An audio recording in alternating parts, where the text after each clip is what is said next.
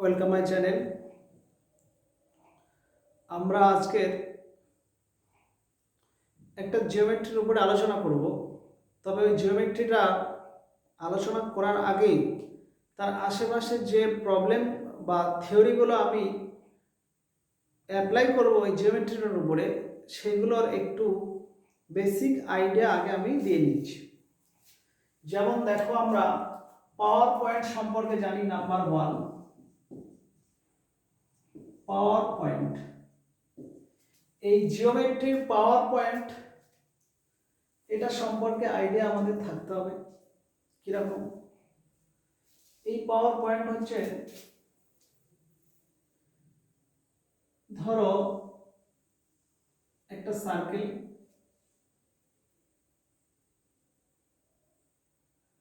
তার বাইরে কোনো একটা পয়েন্ট পি, এটা ধরো ট্যানজেন্ট হোক বা ছেদক হোক।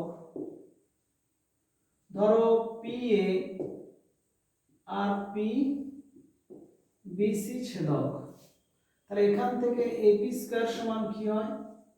পিবি ইন্টু পিসি হয়। এগুলো আর প্রুভ করবো না, আমি আমার পূর্বের ভিডিওগুলো আছে, দেখে নেব। এই পাওয়ার পয়েন্ট এটা একটা হয়। আবার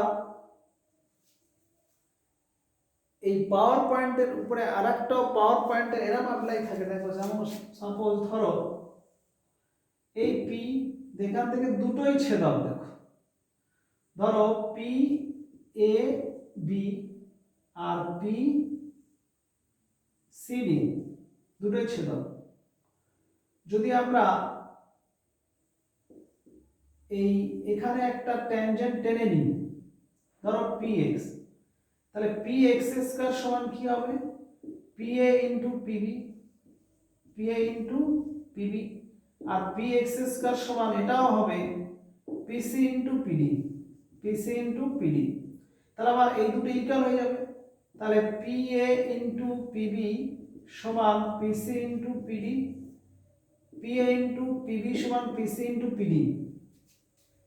এটাকে অন্যভাবে এরকম প্রুভ করা যায়। দুটো ছেদক তারা বাইরের কোনো পয়েন্টে ছেদ করলে,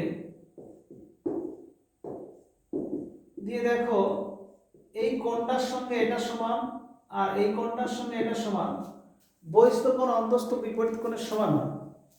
আর এটা সাধারণ কোণ। তাহলে ত্রিভুজ এপিসি সদৃশগণী ত্রিভুজ বিপিডি, বিপিডি। তাহলে এক্ষেত্রে যে দুটো সদৃশগণী, এর বিপরীতটা কি? সিপি, আর এর বিপরীতটা হচ্ছে পিবি, আর এর বিপরীতটা হচ্ছে এপি, আর এর বিপরীতটা হচ্ছে পিডি। তো গুণ করলে দেখো এপি ইন্টু পিবি সমান সিপি ইন্টু পিডি, ওইটাই আসছে। তাহলে সদৃশতা ধর্ম দিয়ে করা যায়, আর এই পাওয়ার পয়েন্টের যে থিওরিটা লাগালাম এটা দিয়েও করা যায়। তাহলে ব্যাস এইটা একটু মাথায় রাখবে। দিয়ে এবারে আমি আসছি আমার মেন কোশ্চেনে। আরেকটু আমার আইডিয়াটা বেঁধে নিতে হবে, আর একটা পার্ট আলোচনা করে দিতে হবে। দেখো, সাপোজ এটা মুছে দিই। আর একটা পার্ট বলতে যে কোনো একটা ট্রায়াঙ্গেল, এই ট্রায়াঙ্গেলে ধরো এদের মিড পয়েন্ট এটা একটা, এটার মিড পয়েন্ট, এটার মিড পয়েন্ট, আর এটা হচ্ছে পারপেন্ডিকুলার ভার্টিসেস থেকে, এগুলো সব লম্ব। ধরো এডি বি সি এম লম্ব, আর এইটা হচ্ছে জি, এটা এইচ, এটা আই, এগুলো মধ্যবিন্দু। আর এক মিনিট, এই নামগুলো চেঞ্জ করে দিই। A B C D E, এখানে আমরা x1 x2 x3 ধরে নিচ্ছি, আর এইটা লম্ববিন্দু h ধরছি। তাহলে কটা পয়েন্ট হচ্ছে? দেখো, একটা, দুটো, তিনটি, চারটি, পাঁচটি, ছটা পয়েন্ট হয়ে গেল। শীর্ষবিন্দু থেকে ওই যে লম্ববিন্দু এইচটা, তার ঠিক মাঝের বিন্দু এইটা, বা এখান থেকে এতটা এর ঠিক মাঝের বিন্দু, আর এখান থেকে এতটা এর ঠিক মাঝের বিন্দু, এইগুলো যখন আমরা ঠিক মাঝে বলেছি না এরকম হবে, এই কটা পয়েন্ট হচ্ছে দেখো 9টা, এই 9টা পয়েন্ট দিয়ে একটা সার্কেল যাবেই, এই 9টা পয়েন্ট দিয়ে একটা সার্কেল বা বৃত্ত গঠন করা যাবে, সর্বদাই যাবে। ক্লিয়ার? 9টা পয়েন্ট দিয়ে, এই যে 9টা পয়েন্ট দিয়ে সার্কেল গেল, এই সার্কেলটার একটা কিন্তু সেন্টার থাকবে, সেটাকে আমরা যদি এন ধরে নিই তাহলে এইটাকে বলা হয় 9 পয়েন্ট সেন্টার, আর এই সার্কেলটাকে বলা হয় 9 point circle. Okay,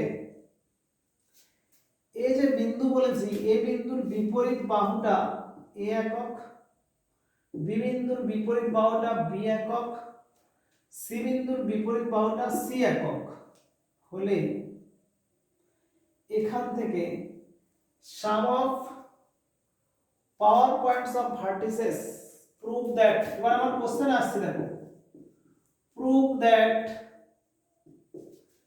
sum of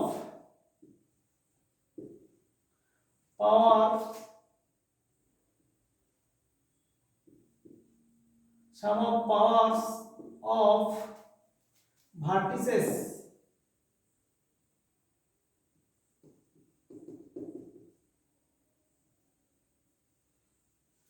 মানে এবিসি ওই তিনটে মানে prove that sum of powers of vertices with respect to 9 point circle, vertices with respect to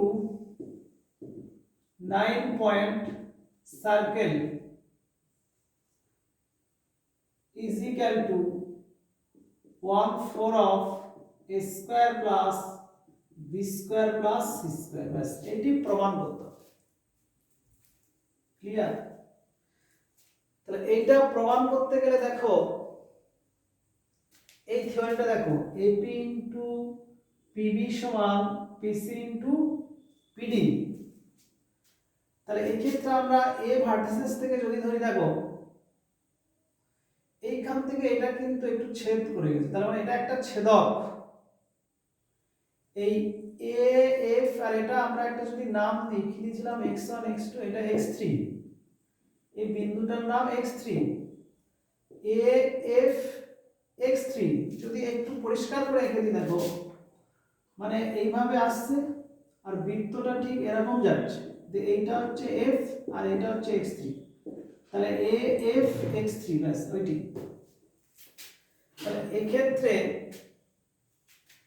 ওই পাওয়ার পয়েন্ট যে ফর্মুলাটা বলেছে এটা, তাহলে AF ইনটু AX3 সমান A ইনটু AX2 হবে, কারণ বহিস্থ বিন্দু থেকে দেখো AEX2 আর AFX3 দুটো ছেদক, তাহলে এই ফর্মুলাটা লাগানো যায়। তাহলে দেখো, তাহলে AF into AX3, AF into AX3 সমান AE ইনটু AX2। ওকে, এদের সমান হচ্ছে, কিন্তু আমার এগুলো সব যোগ করতে বলেছে, এখান থেকে এই যে এইটা ইনটু এইটা, এই যে মানগুলো এইগুলোর সব কি বলেছে, এই যতগুলো এখানে ভার্টিসেস থেকে পাবো তাদের সামেশনটা চেয়েছে। তা সেই সামেশনটা ফার্স্ট আমি একটা দেখাই, যদি এইটা একটা সমান হয় তাহলে এইটা প্লাস এইটা আমরা কি করব, তাহলে আমরা বলতে পারি এই দুটোর যোগফল হাফ অফ টোটালটা। যেমন দেখো x সমান যদি x হয় তাহলে এই দুটোর যোগফল, এই অনলি একটা সমান এই দুটোর যোগফলের হাফ বলা যায় না? অবশ্যই। তাহলে এই দুটো half of x plus x করলে কি হয়, 2x এর হাফ মানে x, তাহলে এই একটা সমান আমরা এটা লিখে দিতে পারি। ক্লিয়ার? তাহলে ফার্স্টে আমরা এই দুটোর যোগফলের হাফটা নেব, দেখো এই দুটো যোগ করে তার হাফ, তাহলে অতএব half of AF into AX3 plus AE into AX2। একটু আগে বলেছি দেখো x সমান x মানে এটা যখন অ্যাড করছি তাহলে half of x plus x মানে প্রতিটি। ক্লিয়ার? এবার এই জায়গাটায় x3 টা হচ্ছে AB এর মিড পয়েন্ট, আর AB টা কত ধরেছিলাম c একক, তাহলে ax মানে c/2 করতে পারি, তাহলে হাফ ইনটু AF ইনটু এটা c/2 আর এটা a ইনটু এটা করতে পারি আমরা a x2 এর জায়গায় আমরা এটা b পাবো, তাহলে b/2। এখানে 2 2 আছে, যদি কমন নিই 1 এর 4 ইনটু ওই c into af plus b into ae। ওকে, তাহলে c ইনটু af, দেখো এই বারোটা c, তাহলে c এর সঙ্গে af আর b ইনটু ae, ভালো করে দেখো। তাহলে একই ভাবে আমরা এদিক থেকেও কি পাবো, b ইনটু be মানে এই ce, সরি 1 এর 4 ইনটু, ডাইরেক্ট করে দিচ্ছি। এবার এগুলো সবগুলো অ্যাড করে দিচ্ছি। একইভাবে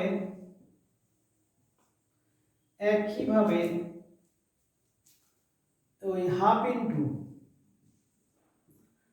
ইনটু এই দিক থেকে ওই cx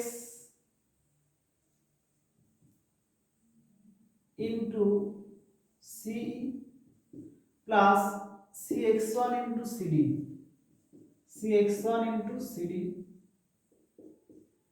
সমান হাফ ইনটু ও 1 এর 4 করছি, কমন নিচে এটা মতো 1 এর 4 ইনটু এটা b বাহু, তাহলে b ইনটু ce আর এটা হচ্ছে আমার a বাহু, তাহলে a into cd।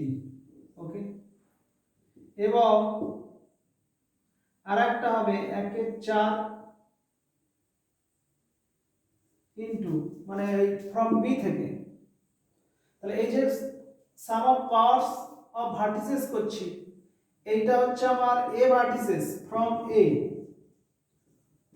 a vertices, এইটা হচ্ছে ফ্রম b ভার্টিসেস আর এটা হচ্ছে ফ্রম c ভার্টিসেস। কি হবে, এটা ওরকম 1 এর 4 into c into bf plus a into bd। এবারে আমরা একটা দুটো তিনটে, এই তিনটে ভার্টিসেস থেকে তিনটে যে ওই পাওয়ার পয়েন্টের সাম হলো কার সাপেক্ষে, ওই 9 পয়েন্ট সার্কেলের সাপেক্ষে, ওইটার আমরা সমষ্টি বার করব।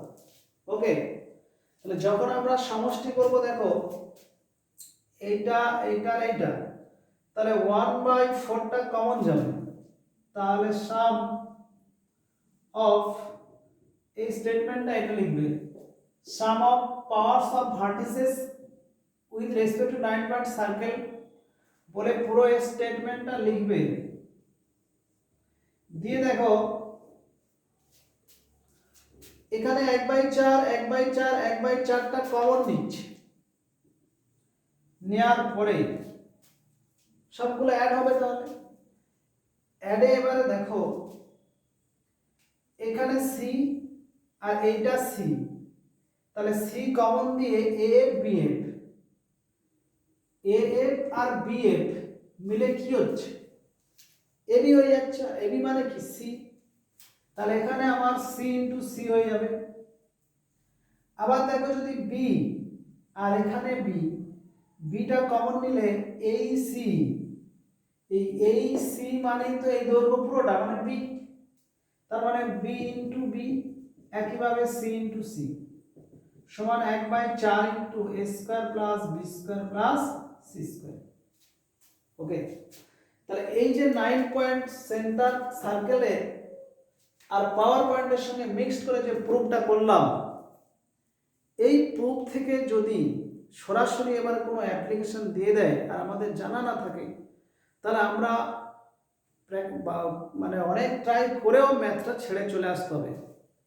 যারা আইএমও বা পিআরএমও বা কেভিপিওআই এইসব এক্সামে বসে, তাদের জন্য এই ধরনের ম্যাথ যদি ক্রিয়েট করে দেয়, এই জায়গাটা শুধু বলে দেবে, এই জায়গাগুলো, এই ত্রিভুজের বাহুগুলো শুধু বলে দেবে। ধরো ত্রিভুজ এবিসি এর মানগুলো ধরো বলে দিল, এটা 5 6 7, 5 6 7 তিনটে সাইডের লেন্থ দিয়ে দিল। দেওয়ার পরে যদি এইটা বার করতে বলে, find the sum of powers of vertices with respect to 9 point circle, এইটা তখন তাহলে 1/4 into 5 square plus 6 square plus 7 square, এই ফর্মুলাটা লাগিয়ে দিলে আমার অ্যানসারটা বেরিয়ে যাবে। এত আর প্রমাণের দরকার নেই। ক্লিয়ার? এবারে এইটার থেকে আর দু একটি কথা একটু ডিসকাস করে দিই। এইটার থেকে এই যে 9 পয়েন্ট সেন্টার আর এই অর্থ সেন্টার, আর এদের মাঝে সবসময় একটা সার্কাম সেন্টার থাকবে। সার্কাম সেন্টার বলতে এই যে সার্কেলটা যদি সেই ভার্টিসেস দিয়ে সার্কেল অঙ্কন হয়, তাহলে ওই সার্কেলের সেন্টারটা ঠিক এর মাঝেই আসে, সেইটাকে বলা হয় এস ধরি সার্কাম সেন্টার। অর্থ সেন্টার, সার্কাম সেন্টার আর 9 পয়েন্ট সেন্টার, এই তিনটে সবসময় একটা লাইনে থাকবে। এগুলো নোট হিসেবে মনে রাখবে। কি কি নোট বললাম? আচ্ছা লিখে দিই একবার নোটটা কি,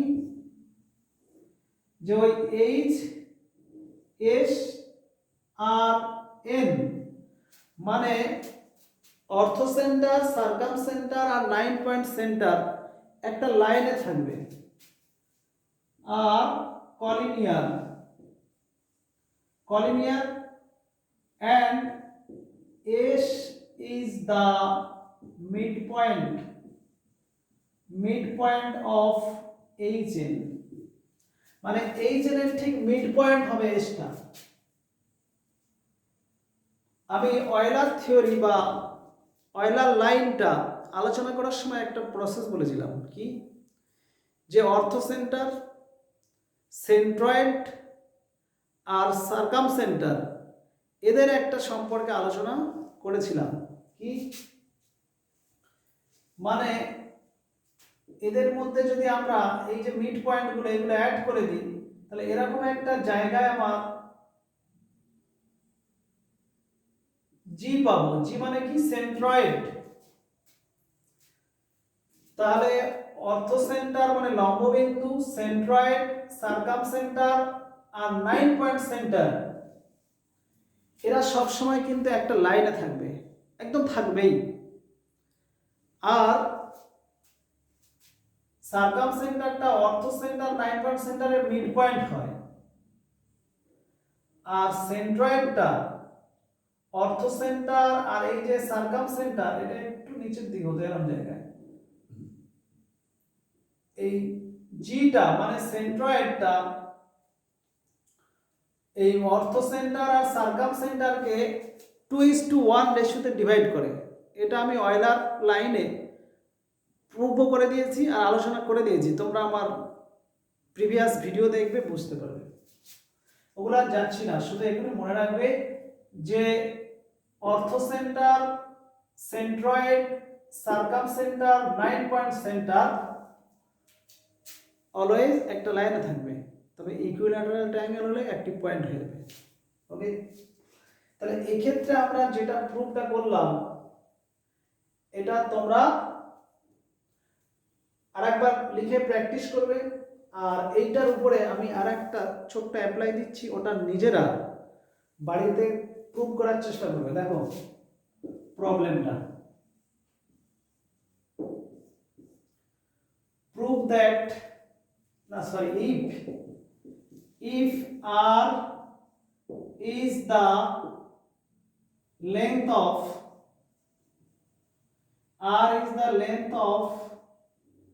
9-point circle radius. R is the length of radius of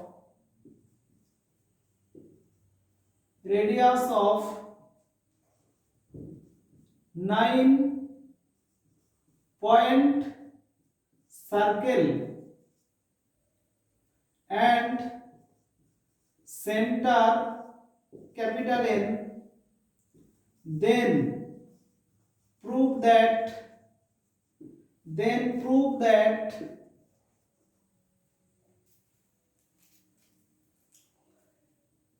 an square plus bn square plus cn square plus hn square, an square plus bn square plus cn square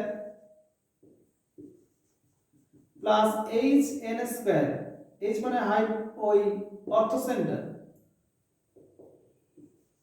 cn square plus hn square is equal to 3r square. R is the length of radius of 9-point circle. এই প্রুফটা নিজেরা try করবে, ওকে? এটা আর আমি এটা প্রুফটা বললাম, এটা practice করবে, এর আগে যেগুলো বললাম ওগুলো প্র্যাকটিস করবে। তাহলে এতটাই থাক এই জিওমেট্রি সম্পর্কে। নেক্সট আমরা যখন জিওমেট্রি আসবো আমি এরকমই ডিপলি কিছু জিওমেট্রি আলোচনা করব, আর পরপর এরকম যাবে, ওকে?